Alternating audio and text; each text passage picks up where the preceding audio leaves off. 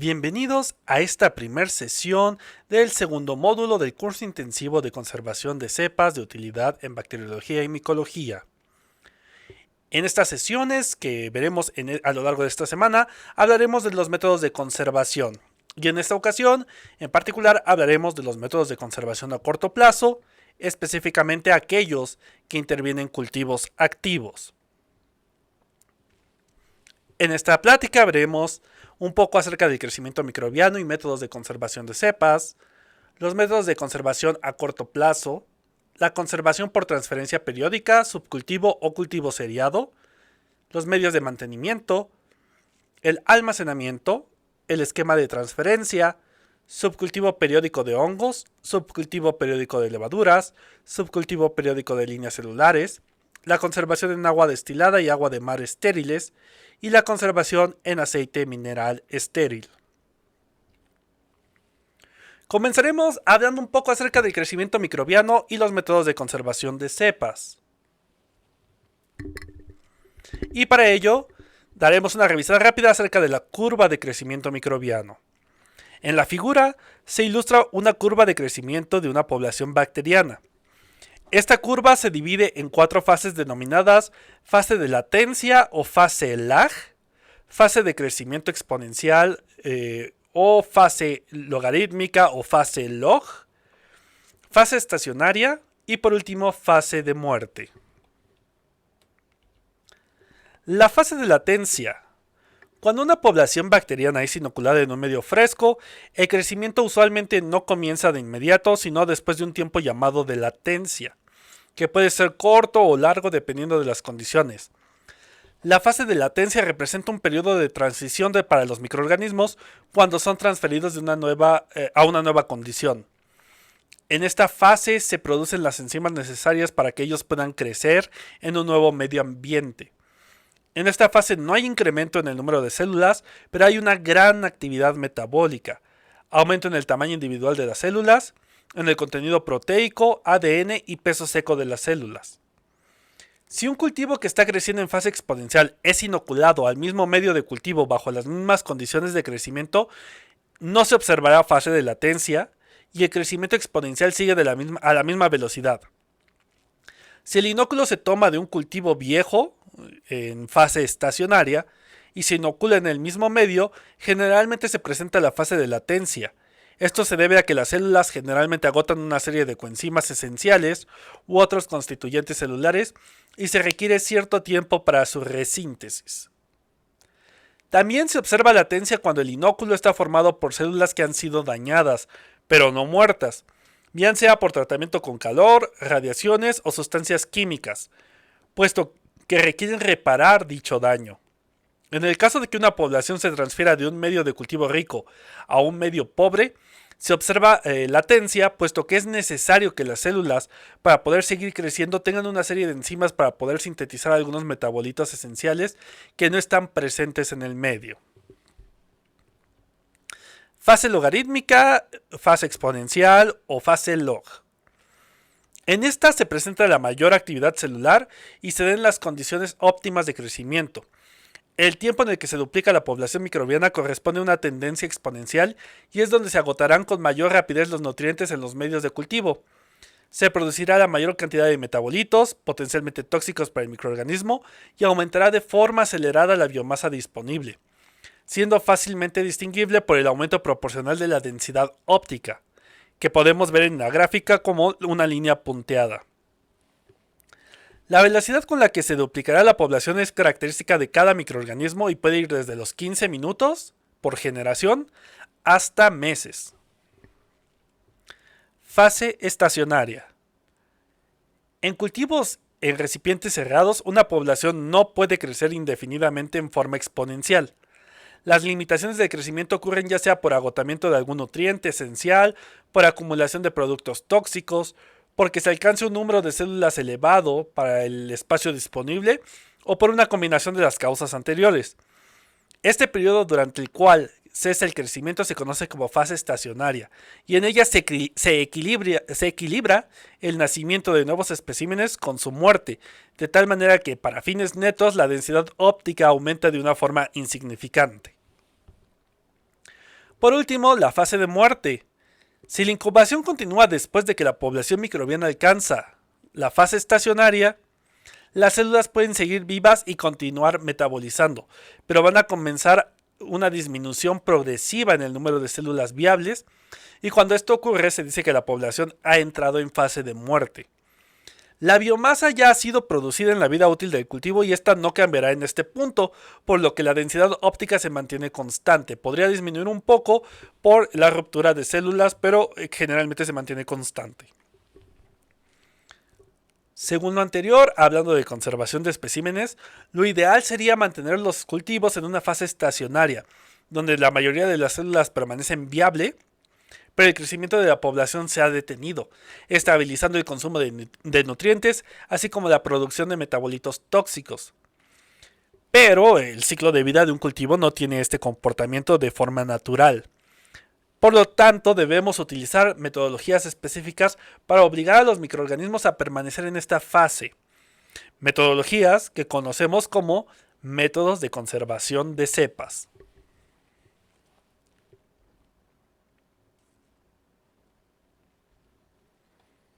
Existen 4 objetivos que hay que alcanzar para conservar correctamente las cepas microbianas en los laboratorios de microbiología. Y estas son que el cultivo a conservar sea puro, evitando que se produzca contaminación durante el proceso de conservación. 2. Que durante el tiempo de conservación sobrevivan al menos del 70 al 80% de las células. Tercero, que el microorganismo sea fácilmente reconstituido a su condición previa. Y por último, que estas células permanezcan fenotípica y genéticamente estables. Los 3 primeros objetivos no son muy difíciles de conseguir cuando se conoce la técnica microbiológica, pero el cuarto puede presentar dificultades, y este es el motivo por el cual existen varios métodos de conservación para los microorganismos y ninguno de ellos es de utilización general. Muchos métodos han sido empleados para la preservación de bacterias, pero no todas las especies responden de forma similar a un método determinado. De hecho, algunas especies de la misma especie, algunas cepas de la misma especie pueden dar resultados variables con el mismo procedimiento. Se debe enfatizar que el éxito de cualquier método de conservación depende del uso de medios y procedimientos de cultivo apropiados, así como la edad del cultivo en el momento de su conservación. Esto es especialmente cuando se trabaja con bacterias que contienen plásmidos o ADN recombinante o que presentan fases de crecimiento como la morfogénesis o la formación de esporas. La disponibilidad de equipo, espacio de almacenamiento y las habilidades de trabajo normalmente dictan el método a emplear durante la conservación de microorganismos. Los métodos de conservación para microorganismos se agrupan atendiendo a los factores de tiempo y características fisiológicas de la cepa en 3 grandes grupos: métodos a largo plazo, métodos a corto plazo y métodos alternativos. En esta sesión nos enfocaremos en los métodos de conservación a corto plazo. Estos son los que se utilizan cuando no se puede emplear los métodos de elección, es decir, los de largo plazo, fundamentalmente por carecer de los equipos o presupuestos necesarios, sobre todo en ceparios pequeños de primer nivel, o también porque la cepa microbiana no resiste los tratamientos de la conservación por estos métodos, o porque las cepas contengan construcciones genéticas, trayendo consigo que éstas pierdan elementos, determinadas características especiales que se utilicen para medir el efecto de un medicamento o fármaco, o desde el punto de vista tóxico, e incluso por la necesidad de tener la cepa activa para su uso rutinario.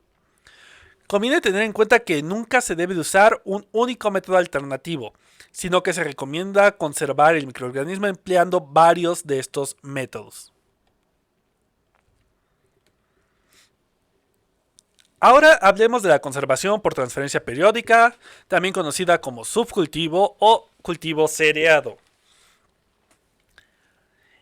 Este es el método tradicional para la conservación de cultivos bacterianos.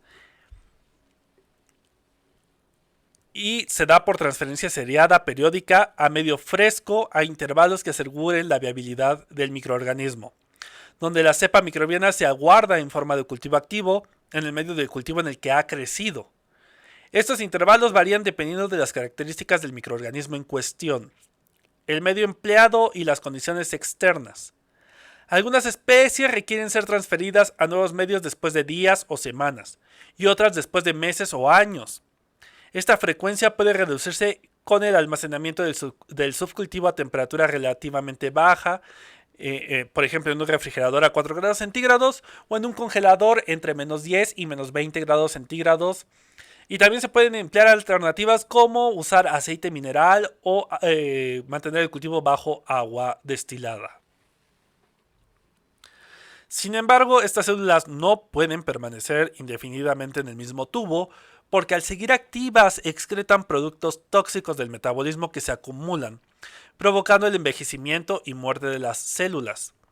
Este es el peor método para conseguir la estabilidad genética, puesto que al estar las células creciendo hay una alternancia de generaciones y al cabo del tiempo las células que se están guardando serán descendientes lejanas de las células iniciales y es posible que ya no conserven algunas de sus características. La frecuencia de mutaciones está asociada a las características del genoma y el tipo de microorganismo. Algunos organismos se mantienen estables indefinidamente, mientras que otros muestran cambios fenotípicos luego de 2 o 3 pases. Por lo que la elección de este método de conservación requiere conocer bien las características de cada microorganismo. Es conocido que el riesgo de contaminación y de cambios genéticos se incrementa a mayor número de transferencias.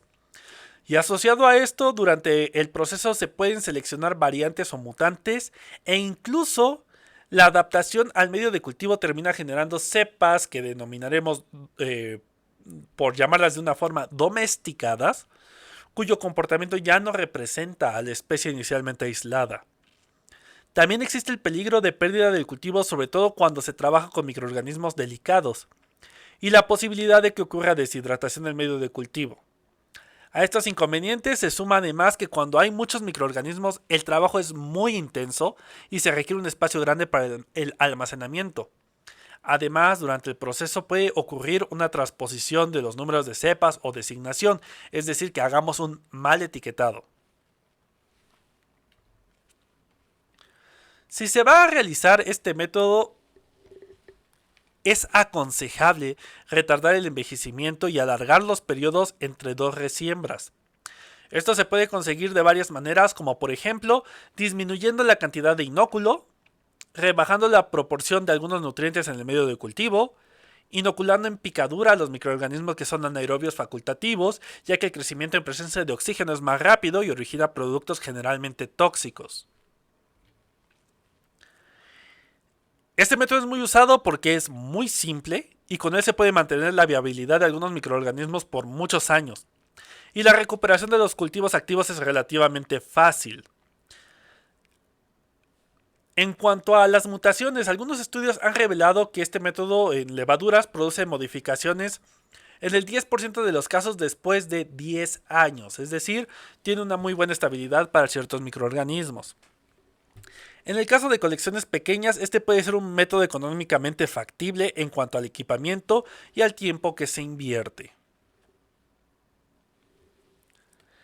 Se deben determinar 3 condiciones cuando se usa este método para la preservación de cultivos: un medio de mantenimiento adecuado, una temperatura de almacenamiento ideal y una frecuencia óptima entre transferencias.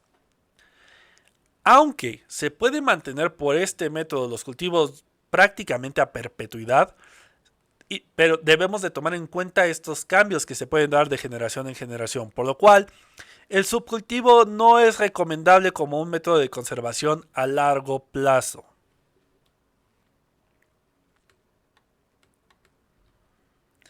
Hablemos de los 3 factores que hemos mencionado anteriormente y comenzaremos con el medio de mantenimiento.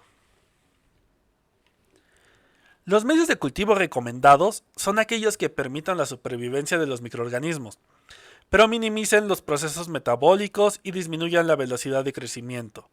Los medios mínimos son los predilectos para el subcultivo, ya que disminuyen la actividad metabólica del organismo, prolongando el periodo entre transferencias. Un medio con muy pocos nutrientes puede representar un ambiente hostil para el microorganismo y estimular procesos de adaptación a través de mutaciones, mientras que un medio de cultivo muy nutritivo permite una mayor velocidad de replicación y los pasajes necesarios para mantener la viabilidad deberán ser más frecuentes. Según lo anterior, no es posible establecer un medio de cultivo ni una frecuencia de repique óptimos universales. Estos dependerán de cada microorganismo. Mientras que algunas bacterias tienen suficiente con el uso de agua destilada estéril, por ejemplo pseudomonas, también se puede usar caldo o agar soya tripticaseína u otros caldos nutritivos, e incluso buffer de fosfatos. Varias especies de bacterias gram negativas y gram positivas pueden ser mantenidas en buffer de fosfatos, donde el microorganismo se hace crecer en medios de cultivo convencionales hasta la fase estacionaria temprana, y luego se suspende la biomasa en tubos con la solución amortiguador estéril y se sellan herméticamente para evitar la evaporación del medio.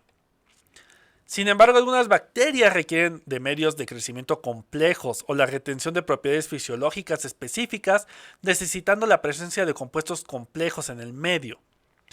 Cuando se emplea un medio complejo, será necesario realizar la transferencia de forma más frecuente debido al crecimiento acelerado o a la acumulación de metabolitos o al agotamiento de los requerimientos nutricionales.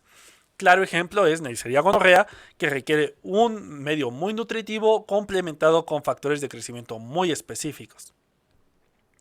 Algunas bacterias, incluyendo a las del grupo Archaea, han sido conservadas por subcultivo en medios bifásicos que están compuestos de una fase sólida y una fase líquida.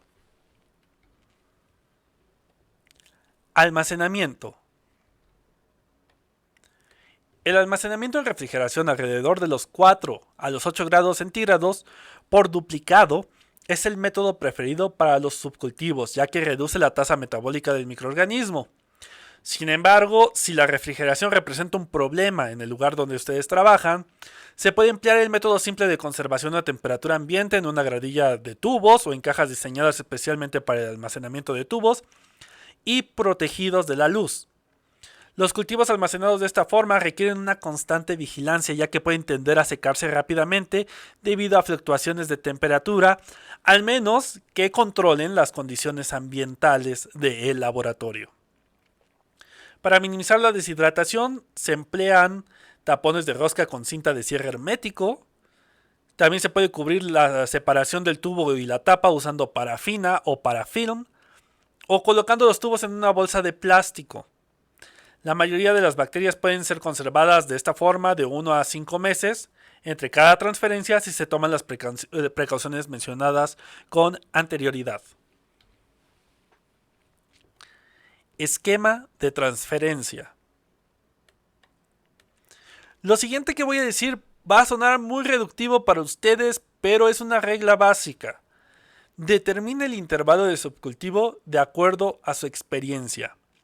Mantenga el subcultivo al mínimo para restringir la selección de variantes. Y es que ustedes pueden recurrir a los protocolos de conservación del INRE y a las condiciones en las que mantenemos los especímenes. Pero estas han sido evaluadas para las condiciones ambientales de la Ciudad de México y sobre todo del instituto. Para aquellos que ya lo conocen, saben que es un laboratorio bastante frío. Condiciones que probablemente no encontremos en el norte del país o en el sur del país o cerca de una playa o a nivel de la montaña. Por lo tanto, aquí es muy valiosa la experiencia de todos ustedes para determinar el periodo óptimo para hacer la transferencia. Tener mucho cuidado con la selección de variantes. Si tuviéramos una cepa control original ATCC con cierto número, si hacemos el pase rutinario de forma muy frecuente, y ya lo hemos visto anteriormente, se empieza a generar una lejanía entre las células hijas con la célula progenitora. Tarde o temprano, aunque esta nueva bacteria provenga de una original ATCC con cierto número, ya no podemos decir que se trata de esa bacteria, ya que no corresponde a las características originales. Hemos hecho una selección de una variante diferente a la original. Es necesario mantener duplicados de los tubos como una precaución contra la pérdida. Esto también lo veíamos en el primer módulo. Examine los cultivos para garantizar la pureza después de cada transferencia y realice una caracterización abreviada periódicamente para monitorear cualquier cambio en las características fenotípicas. Nunca seleccione colonias aisladas durante la transferencia de cultivos, ya que esto aumenta la posibilidad de seleccionar una mutante al hacerlo. Es recomendable para evitarlo la selección de entre 5 y 10 colonias durante el proceso de repique. Mientras que en el caso de los hongos, el repique se debe hacer, se deberá tomar de la periferia de la colonia, que es la que se encuentra en la fase de crecimiento activo. Los organismos recombinantes deben crecerse en medios formulados para mantener las características insertadas, ya que los pierden muy fácilmente. Estos organismos son menos estables genéticamente y son más propensos a perder el material genético externo. La conservación exitosa de bacterias portadoras de plásmidos depende de la estabilidad de los plásmidos. Una forma de garantizar que el microorganismo no lo pierda es enfrentarlo contra el compuesto al cual tiene una utilidad. Por ejemplo, cuando hablamos de cepas con plásmidos que confieren resistencia antimicrobiana, se utilizan medios de cultivo adicionados con antibióticos específicos antes y después de su preservación. Antes para garantizar que al momento de la conservación lleven el plásmido y después durante la reactivación para asegurar que no se pierda este plásmido durante la reactivación. En general, las bacterias que contienen plásmidos inestables deben de ser cultivados en medios líquidos con antibiótico a 30 grados centígrados. Subcultivo periódico de hongos. El requerimiento nutricional de los hongos puede ser muy variable y se deberá acudir a la fuente de aislamiento para elegir el mejor medio. Por ejemplo, los hongos aislados de mermelada crecerán mejor en medios con altas cantidades de azúcar, o aquellos aislados de ambientes marinos pueden requerir sal. Los cultivos se suelen mantener en tubos o botellas con agares inclinados. Generalmente los hongos se pueden mantener en pequeños rangos de medios, aunque la mayoría de ellos se deterioran cuando se almacenan por tiempos prolongados en el mismo medio. Debido a lo anterior, es necesario hacer una modificación eventual del medio de cultivo para evitar esta atrofia del hongo. Los medios pueden afectar la morfología colonial y el color, así como estructuras formadas que pueden afectar la retención de propiedades. Para los aislamientos clínicos suele ser efectivo el agar saburó, aunque se ha visto que los mejores crecimientos se dan a partir de preparaciones de medios de recursos naturales. Para el mantenimiento de Penicillium y Aspergillus se recomienda agar steep, agar extracto de malta, agar autorizado de levadura Xapec. La mayoría de los hongos se pueden cultivar en agar papa zanahoria o agar malta. Muchos hongos se pueden mantener en agar papa dextrosa, sin embargo, este es demasiado rico, favoreciendo la formación de micelio con pérdida de esporulación, por lo que cuando se requiera generar la esporulación será necesario dar un pase a agar papa zanahoria. Es decir, someter a una situación de estrés para que genere este mecanismo de resistencia importante para la conservación en un método a largo plazo. Los dermatofitos requerirán medios mucho menos convencionales con respecto a lo que conocemos todos en el laboratorio para su mantenimiento por subcultivo, ya que el mejor medio es el cabello o plumas de animales, que deben ser desengrasados en solventes orgánicos antes de su uso. Para algunos mohos de agua se debe emplear agua con material proveniente de plantas. Los mohos más sensibles requerirán además de aireación en el medio por burbujeo. Los mucorales deberán ser cultivados en agar malta, ya que carecen de enzimas para la digestión de sucrosa. Los hongos de la madera y de matiáceos esporulan mejor en agar harina de maíz o en agar OAT, con carbohidratos poco digeribles. Los hongos destructores de celulosa e invasivos como Trichoderma, Chaetonium y Stachycotris se mantienen en agar TW o en agar papa zanahoria con una pieza de papel filtro estéril. Las especies de Entomophtera se mantienen óptimamente en agar yema de huevo. Con respecto a la temperatura, la mayoría de los hongos filamentosos son mesofílicos, creciendo entre 10 y 35 grados, con temperaturas óptimas entre 15 y 30 grados centígrados.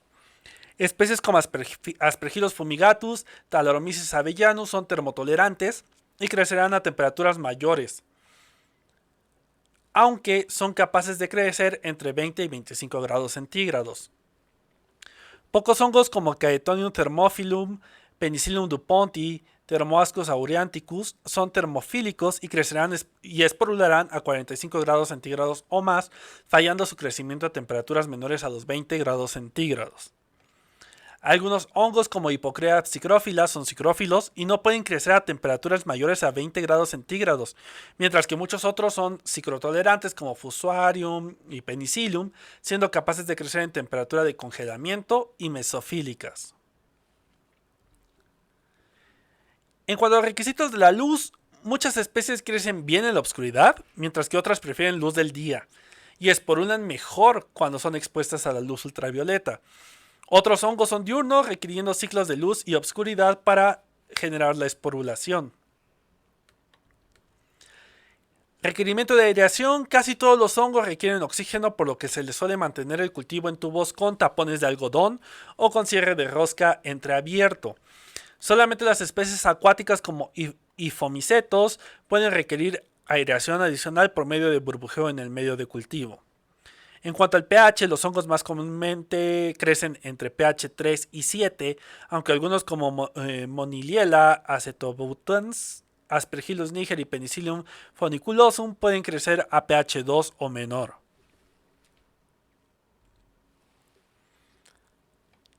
Para el esquema de subcultivo, algunos hongos requerirán de repique entre 2 y 4 semanas, la mayoría entre 2 y 4 meses y otros pueden durar hasta un año.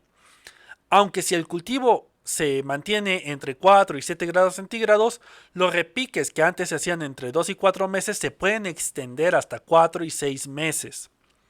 Otra opción es mantener el cultivo activo en congelación de entre menos 24 grados centígrados a menos 7 grados centígrados, logrando que el hongo sobreviva sin un repique hasta por 4 o 5 años. Sin embargo, hay que tener en mente que esto puede ocasionar daño celular. Las principales desventajas son el peligro de la variación por tener de forma viable al microorganismo, la pérdida de patogenicidad u otras características fisiológicas o morfológicas.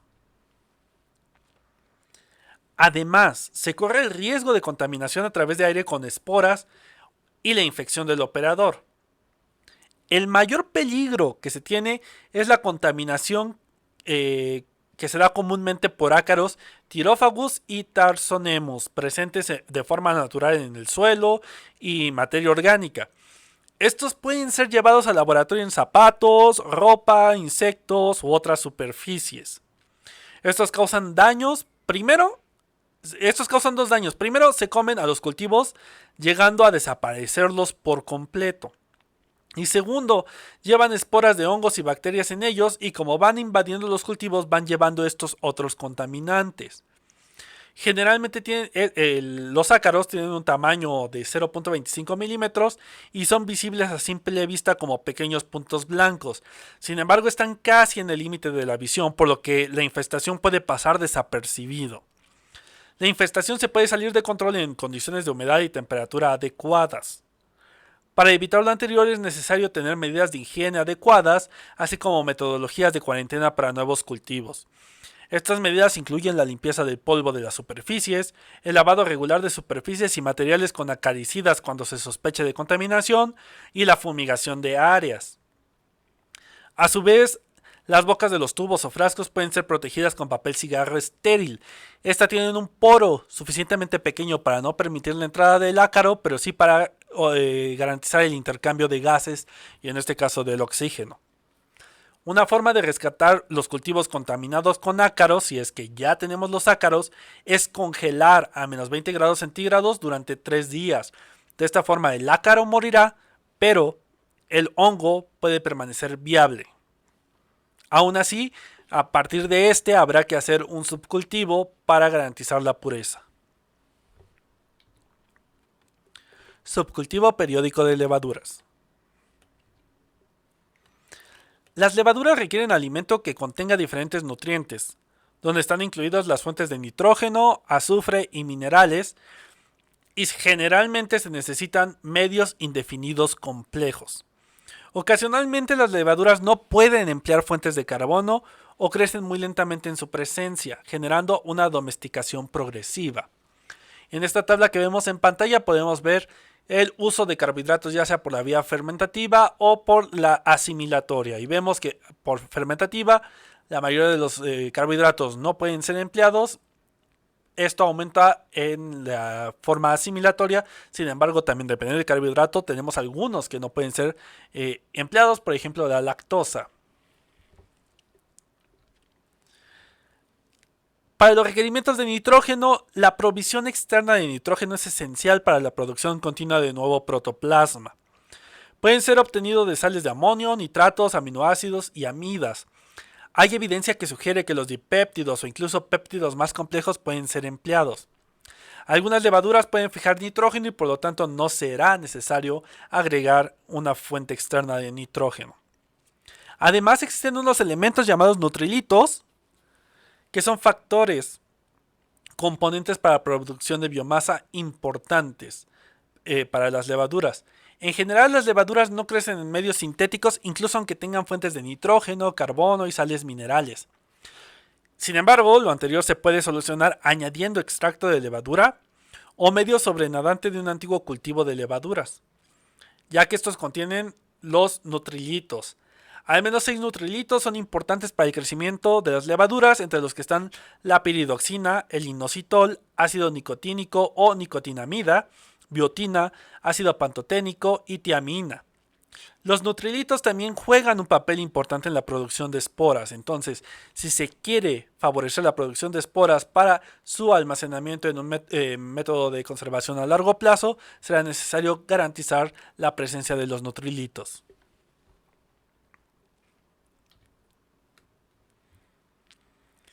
Requisitos de minerales.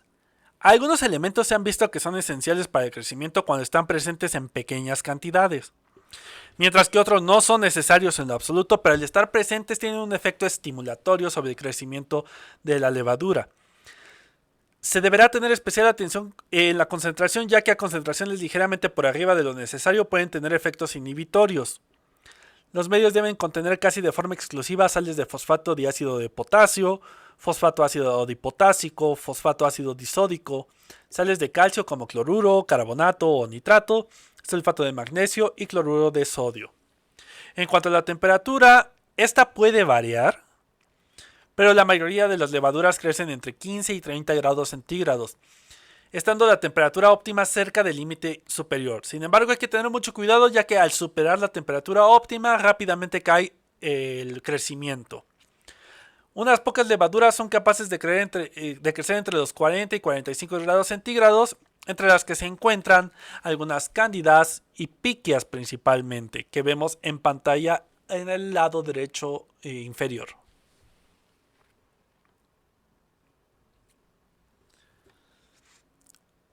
Con los requisitos de aire, los cultivos de levaduras crecen con mayor vigor cuando están aireadas, mientras que en condiciones anaeróbicas la tasa de crecimiento se reduce al mínimo, pero a su vez esto aumenta al máximo el consumo de azúcares para la fermentación.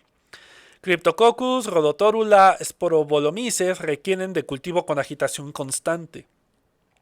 Las cepas no fermentadoras crecen mejor en medios sólidos inclinados que en caldos.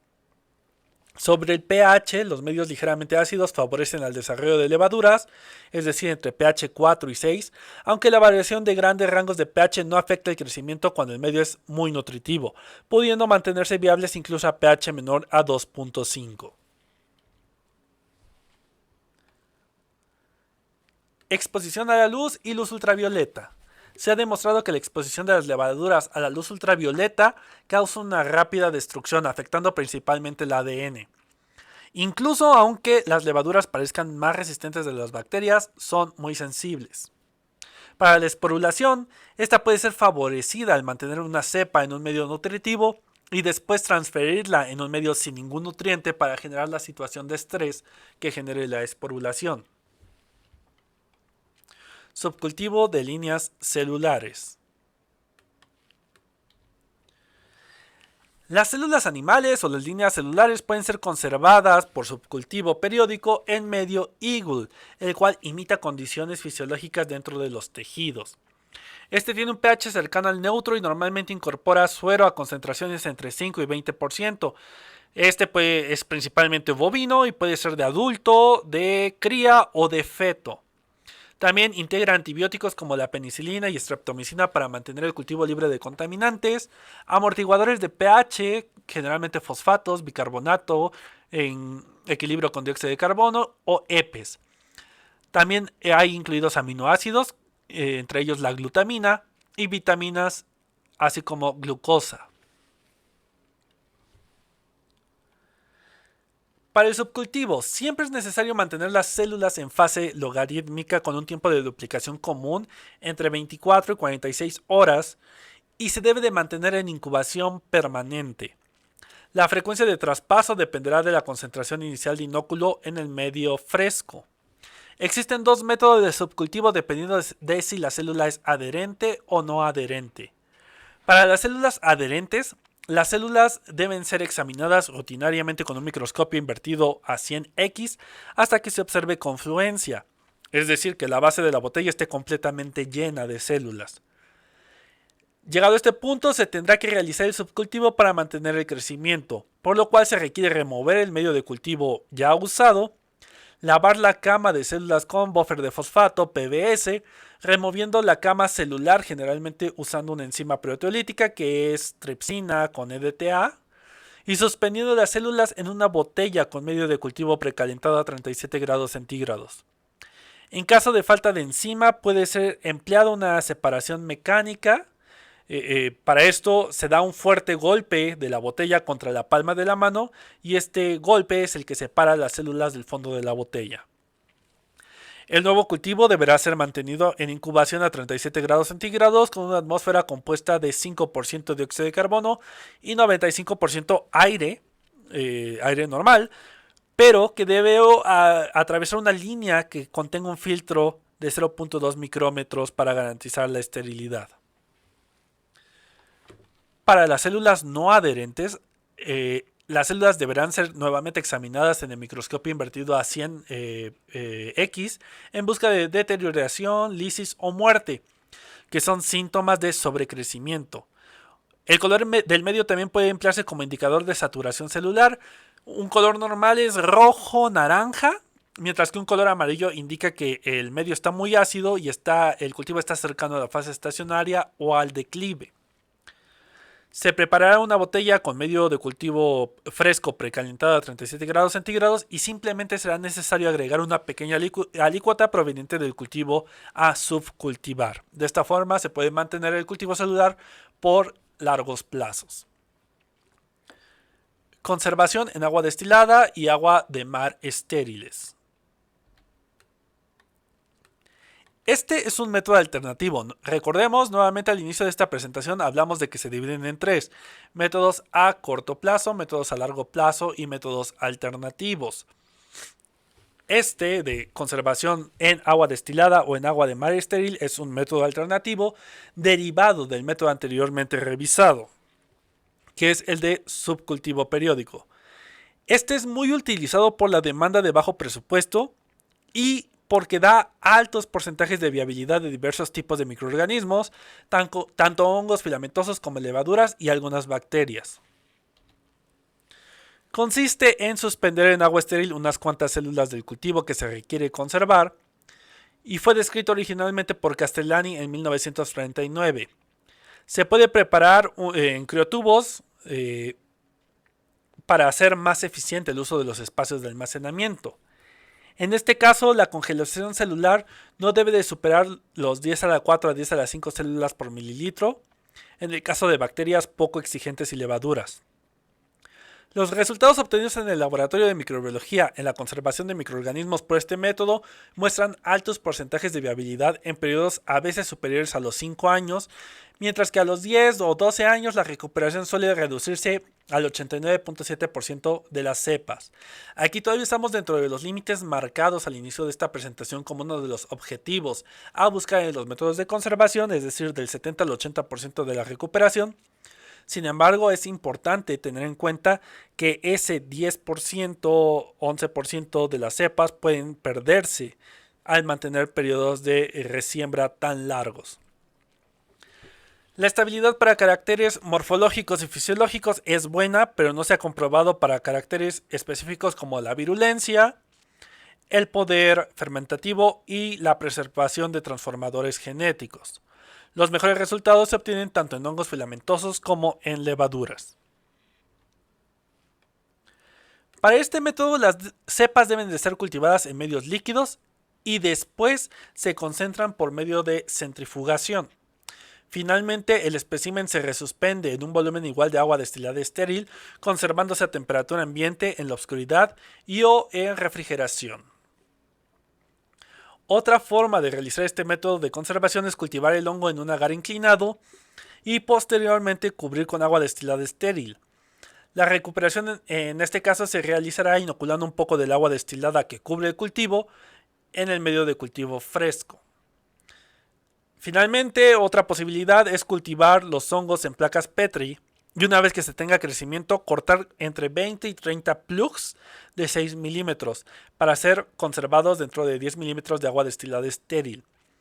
Las tapas deberían estar cerradas por completo, a diferencia de los otros métodos donde se mantenía la tapa entreabierta o se usaba tapón de algodón para permitir el recambio de oxígeno. En este caso la tapa debería estar completamente cerrada y se mantendrán los tubos entre 20 y 25 grados centígrados. Para la recuperación solo será necesario tomar un plug, colocarlo en medio fresco de cultivo con el crecimiento en contacto directo para después llevar a incubación. Conservación en aceite mineral. Este método, al igual que el anterior descrito, es una variación del subcultivo periódico, donde el cultivo se mantiene metabólicamente activo, por lo que pueden ocurrir mutaciones. Sin embargo, la probabilidad se ha demostrado ser menor que en el subcultivo periódico. Este método ha demostrado ser exitoso principalmente con hongos, levaduras y bacterias aerobias esporuladas, aunque también es efectivo para muchas especies bacterianas sin esta característica. Fue descrito por primera vez por Welly Weston en 1947 y luego fue ampliamente utilizado por Dade y Fennell en 1960 y por Smith y Onions en 1994 con resultados exitosos. Los microorganismos pueden ser conservados de forma exitosa por meses o años mediante la inmersión de aceite mineral grado medicinal estéril con una gravedad específica de 0.83 a 0.89.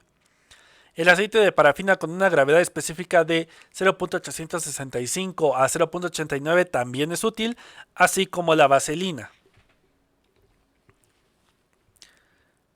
Para la conservación se esteriliza 5 ml de aceite por cada tubo de ensayo con tapón de rosca, el tubo generalmente de medidas de 18 por 150 milímetros, mediante calor seco a 180 grados centígrados durante 2 horas. No es recomendable el uso de autoclaves, sin embargo, en el instituto se ha visto que es posible hacerlo con calor húmedo, aunque no es recomendable. Deberá esperar el tiempo suficiente para que el horno, así como el material, alcancen la temperatura antes de comenzar el conteo del tiempo. Para garantizar la esterilización, use tiras comerciales impregnadas con esporas de Bacillus subtilis para verificar la eficacia del equipo de esterilización y del ciclo. Es importante no exceder la temperatura de esterilización recomendada, ya que el aceite puede humear e incendiarse. La contaminación de los cultivos cuando se usa este método frecuentemente se debe a una esterilización no apropiada del aceite mineral, por eso hay que tener mucho cuidado en este punto. Otra precaución es que cada lote de aceite mineral esterilizado se evalúa para comprobar la esterilidad. Para ello se estría una muestra en un medio de cultivo apropiado como agar nutritivo o agar soya tripticaseina y se lleva a incubación para que es, en caso de que esté bien esterilizado, pues deberemos notar una ausencia de crecimiento. Cualquier crecimiento indica que el medio no es estéril y que no es apto para el uso en esta metodología. El cultivo deberá ser crecido en un medio apropiado, ya sea en tubo o en agar inclinado o en caldo. Después de que el crecimiento alcance la fase logarítmica u ocurra la esporulación, adicione el aceite mineral de forma aséptica hasta obtener una profundidad de 2 centímetros para el caso de las bacterias. Estos 2 centímetros deben de ser contados desde donde termina el pico de flauta, es decir, la parte superior del pico de flauta, la más cercana a la boca del tubo. Para hongos, igual, tomando la misma precaución de medir a partir del pico de flauta, deberemos asegurar una columna que supere el pico de flauta por 10 milímetros. Esto último para hongos y levaduras. Esta menor cantidad de aceite se deja para que el hongo pueda tener acceso al oxígeno, porque aunque queremos una tensión de oxígeno que reduzca la tasa de crecimiento, sigue siendo esencial para el hongo. Además, esta columna de aceite mineral lo que busca es prevenir la deshidratación, reducir la actividad metabólica y el crecimiento y por ende el crecimiento del cultivo microbiano por reducción de tensión de oxígeno. En el caso de conservar bacterias anaerobias esporuladas, se deben de preparar tubos con una columna de agar de 10 mililitros y mantenerlos fundidos en baño María a 100 grados centígrados durante 15 a 20 minutos para lograr la eliminación del oxígeno disuelto en el medio. Posteriormente el tubo se dejará enfriar hasta 50 grados centígrados y se realizará la inoculación hasta el fondo del tubo con una asada completa a partir del cultivo en fase estacionaria temprana. U otra forma es tomar 100 microlitros de un caldo de cultivo con crecimiento y inocularlo dentro del medio. Instantáneamente después se deberá enfriar rápidamente el medio hasta la solidificación y se añadirá una columna de aproximadamente 2 milímetros de aceite mineral estéril. Es importante evitar la introducción de burbujas durante el proceso de inoculación del agar, así como durante la colocación del aceite. En este último, las burbujas pueden quedar atrapadas entre la superficie del agar y la superficie del aceite. El medio inoculado se incuba en anaerobiosis entre 24 y 40 horas hasta visualizar turbidez en el agar en la parte inferior de la columna y luego se mantiene a temperatura ambiente.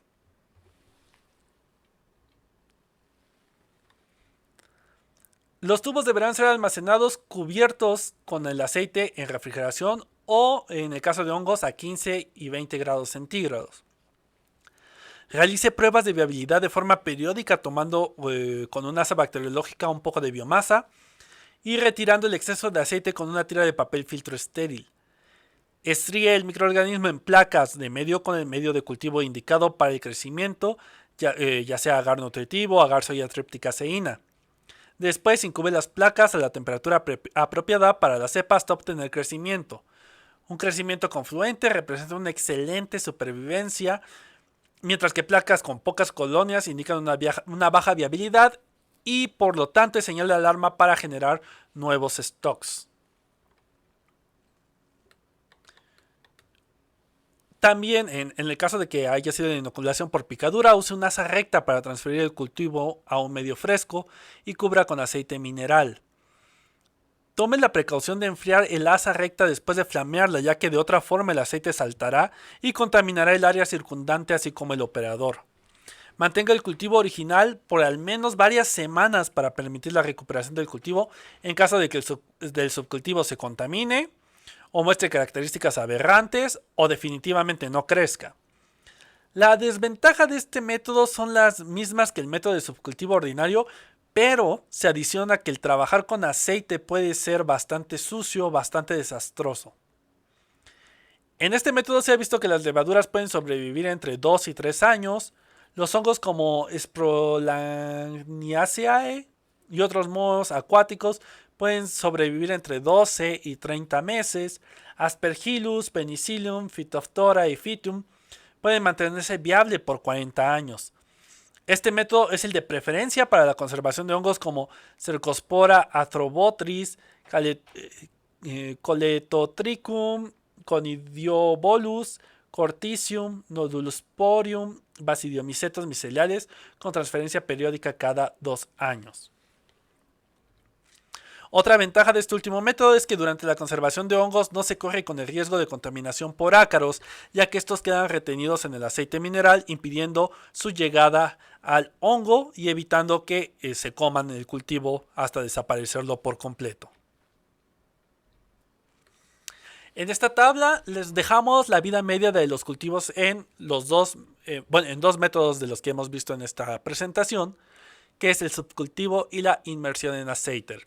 En estos tenemos datos para Acetobacter, Achromobacter, Acinetobacter, Actinobacillus, Actinomyces, Agrobacterium, Atrobacter, Bacillus, Bacteroides, Bifidobacterium, Chromatium, Clostridium, Corynebacterium, Enterobacter, Erwinia, Escherichia, Flavobacterium, Gluconobacter, Haemophilus, Klebsiella, Lactobacillus, Methanobacterium, Metanomonas, Micromonospora, Neisseria, Nocardia, Proteus, Pseudomonas, Spirillum, Staphylococcus, Streptococcus y Streptomyces.